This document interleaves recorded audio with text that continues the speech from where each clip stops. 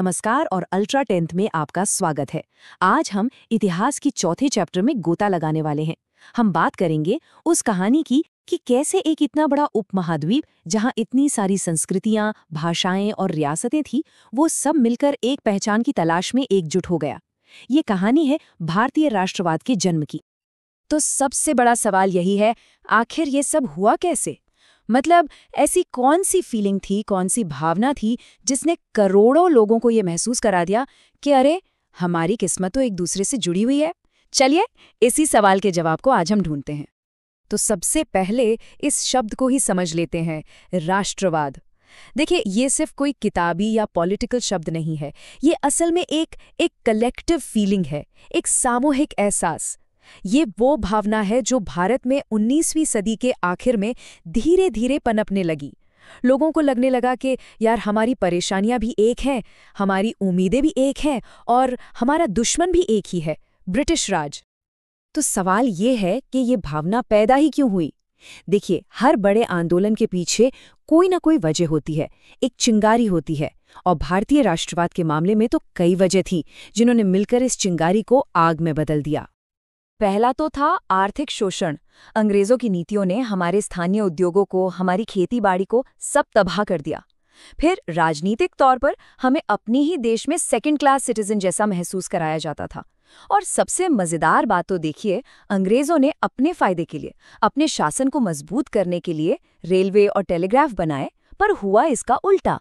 इन्हीं चीजों ने भारत के अलग अलग कोनों में बैठे लोगों को एक दूसरे से जोड़ दिया, एक साझा दुख, एक साझा पहचान बनाने में मदद कर दी। और दमनकारी नीतियों की बात करें तो आप अंदाजा लगाइए कि ब्रिटिश सरकार अपनी आलोचना से कितना डरती थी। 1878 में वो लेकर आए वर्नैक्युलर प्रेस एक्ट। ये सीधा सीधा भारतीय भाषाओं में छपने वाले अखबारों पर हमला था, खासकर उन पर जो राष्ट्रवाद की बातें कर रहे थे। मकसद एकदम साफ था, सरकार के खिलाफ जो भी बोलेगा उसकी आवाज बंद कर दो। यही नहीं, अगले ही साल एक और कानून आ गया, आर्म्स एक्ट। सोचिए, ये भेदभाव का कितना खुला सबूत था। इस कानून ने हर भारतीयों को ये मैसेज दिया कि भाई, हम तुम पर भरोसा नहीं करते, तुम अपने ही देश में हमारे बराबर नहीं हो। ये जो एक साइकोलॉजिकल इंसल्ट था ना, इसने लोगों के गुस्से को और भी ज्यादा भड़का दिया। तो ठीक है, गुस्सा था, असंतोष था, लेकिन ये सब एक ऑर्गेनाइज्ड पॉलिटिकल पावर में कैसे बदला? मतलब सिर्फ गुस्सा करने से तो काम नहीं चलता, राइट? यहीं से शुरुआत होती है संगठनों की। अब असंतोष को एक शक्ल मिल रही थी। 1885 में बनी इंडियन नेशनल कांग्रेस, जिसने पढ़े लिखे भारतीयों को एक नेशनल प्लेटफॉर्म दिया। पर कहानी यहीं खत्म नहीं हुई।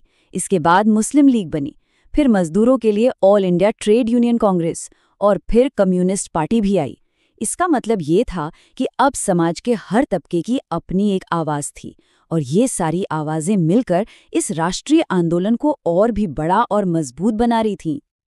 और फिर 20वीं सदी की शुरुआत में एक ऐसे इंसान की एंट्री होती है जो भारतीय राजनीति का पूरा नक्शा ही बदल देता है, महात्मा गांधी। उनके आने के बाद आज़ादी की लड़ाई सिर्फ पढ़े लिखे लोगों की मीटिंग्स तक सीमित नहीं रही।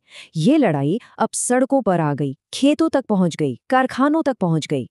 ये सच में करोड़ों लोगों का आंदोलन बन गया। इस बड़े बदलाव के पीछे एक बहुत ही दर्दनाक घटना थी, 1919 का जलियांवाला बाग हत्याकांड। ये सिर्फ एक हादसा नहीं था, ये एक टर्निंग पॉइंट था। एक पीसफुल भीड़ पर बिना सोचे समझे गोलियां चलाना। इस घटना ने ब्रिटिश राज का जो क्रूर चेहरा दिखाया ना, उससे पूरा देश हिल गया। लोगों की आत्मा कांप उठी। और इसी घटना के बाद अनगिनत भारतीयों को ये पक्का यकीन हो गया कि अब सिर्फ अहिंसा के रास्ते पर चलकर ही कुछ हो सकता है। और यही तो गांधी जी की फिलॉसफी का कोर था। उनका मकसद सिर्फ आज़ादी लेना नहीं था, वो तो विरोधी का दिल और दिमाग बदलकर जीत हासिल करना चाहते थे। यही तो था सत्याग्रह का आइडिया, यानी सत्य के लिए आग्रह करना, पर बिना किसी हिंसा के। और इसका सबसे बेस्ट एग्जाम्पल हमें देखने को मिलता है 1930 के दांडी मार्च में। अरे ये सिर्फ नमक बनाने के लिए कोई पैदल यात्रा नहीं थी। सोचिए, गांधी जी ने नमक जैसी एक रोजमर्रा की जरूरत की चीज को ब्रिटिश सरकार के खिलाफ एक बहुत ही पावरफुल हथियार बना दिया। ये एक ऐसा मास्टर स्ट्रोक था जिसने पूरी दुनिया का ध्यान भारत की तरफ खींच लिया। ऐसा ही एक और किस्सा है साइमन कमीशन का। जब ये कमीशन भारत आया तो पूरे देश में साइमन गो बैक के नारे लगे। गुस्सा किस बात का था? गुस्सा इस बात पर था कि भाई हमारे भविष्य का फैसला करने वाले लोग बाहर से आ रहे हैं और हमसे पूछा तक नहीं जा रहा। तो ये साइमन गो बैक का नारा सिर्फ एक नारा नहीं था, ये अपने हक की, अपने आत्मनिर्णय के अधिकार की एक जोरदार आवाज थी। लेकिन सुनिए, ये पूरा आंदोलन सिर्फ बड़े बड़े नेताओं और अखबारों की हेडलाइंस तक ही सीमित नहीं था। इसकी असली ताकत तो वो लाखों आम लोग थे जिन्होंने इसे अपना खून पसीना दिया और इसे सच में एक नेशनल मूवमेंट बनाया। आप देखिए, चंपारण और खेड़ा में किसान खड़े हो गए भारी भरकम टैक्स के खिलाफ। शहरों में मजदूरों ने हड़तालें कर दी, बेहतर सैलरी और काम करने की अच्छी जगहों के लिए। और तो और जंगलों में हमारे आदिवासी भाई बहनों ने अपने जल जंगल जमीन के हक के लिए लड़ाई लड़ी। भले ही ये सब लड़ाइयां अलग अलग जगहों पे चल रही थी, पर इन सब की मंजिल एक ही थी, शोषण से आज़ादी। और यही सब मिलकर राष्ट्रवाद की एक बड़ी लहर बन गई।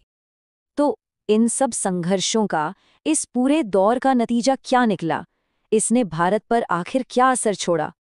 सबसे बड़ा नतीजा तो ये हुआ कि राष्ट्रवाद अब कुछ गिने चुने इलीट्स की बात नहीं रह गया था। ये एक मास मूवमेंट, एक जन आंदोलन बन चुका था। अब लक्ष्य छोटे मोटे सुधार नहीं थे, अब मांग थी पूर्ण स्वराज की, मतलब कंप्लीट इंडिपेंडेंस। लेकिन हाँ, इस एकता के साथ साथ अलग अलग पॉलिटिकल ग्रुप्स के बीच कुछ मतभेद भी सामने आने लगे, जिसने आगे की राजनीति को थोड़ा और कॉम्प्लेक्स बना दिया। और यही सवाल हमें इस चैप्टर के आखिर में सोचने पर मजबूर करता है। एक नेशनल मूवमेंट तो बन गया था, पर उसके साथ साथ कुछ गहरी दरारें भी पैदा हो रही थी। तो सवाल ये है कि भारत के लिए ये जो अलग अलग विजन्स थे, ये सब मिलकर आज़ादी के मुश्किल रास्ते को आगे कैसे आकार देंगे? ये एक ऐसा सवाल था जिसका जवाब भविष्य के पन्नों में लिखा जाना था। तो ये था हमारा आज का टॉपिक। उम्मीद है आपको सब कुछ अच्छी से समझ आया होगा। अगर आपको ये वीडियो पसंद आया तो इसे लाइक करना और चैनल को सब्सक्राइब करना मत भूलिएगा। मिलते हैं अगले चैप्टर में।